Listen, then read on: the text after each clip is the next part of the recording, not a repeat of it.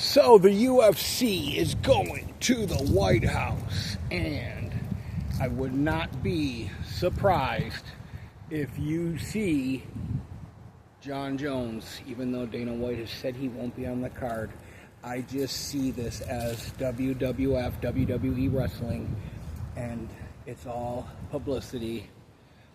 Dana says he don't trust Jon Jones. Oh, you've trusted him for fucking all the other times. Why pretend now? I see Jon Jones pretending it's all scripted, reaching out to Trump. Trump saying, "Oh, give him a chance, Dana. You know, we're all a bunch of pieces of shit up here in D.C., including McGregor, who's going to be on the card fighting Michael Chandler, who's such a fucking simp liberal that he fucking adopted a little black child." You know what I mean? Ronda Rousey, I see coming back. I've heard that she's back training in the gym. I see her fighting somebody and getting lit up. I don't know. I don't really think the UFC at the White House, to me, I don't really give a fuck about it. I don't really think people are as excited about this shit as they want people to be.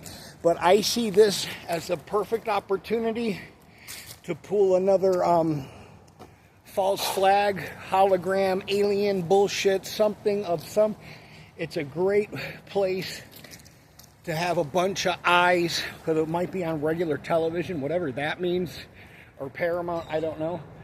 But I don't know. I just see it being a bunch of bullshit. You know, I don't know. I just see something happening.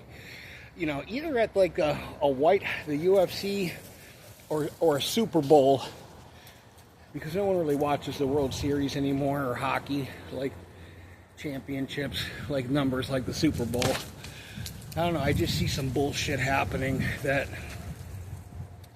it would be a good place to do the fake alien, you know, like, oh, look at, they're up there, holograms, you know, whatever, or oh, there's a guy on the roof again. There's always a fucking guy on the roof with a Home Depot ladder that no one could see, and there's no blood splatter, even though, you know, that kind, you know, I'm not going to get into all that. I'll just call it Operation Muppet Hand, okay? That's what we'll call it, Operation Muppet Hand. You know, it is what it is. I was watching, I watched like 1.6 seconds of Charlie Kirk's memorial service, where his wife comes out and literally, it's like a Kiss concert. There's like flames coming out of the fucking, like Paul Stanley just stepped on stage to sing "I Want to Rock and Roll All Night." You know what I mean? It was like, what the fuck? I mean, such a joke, this whole fucking world.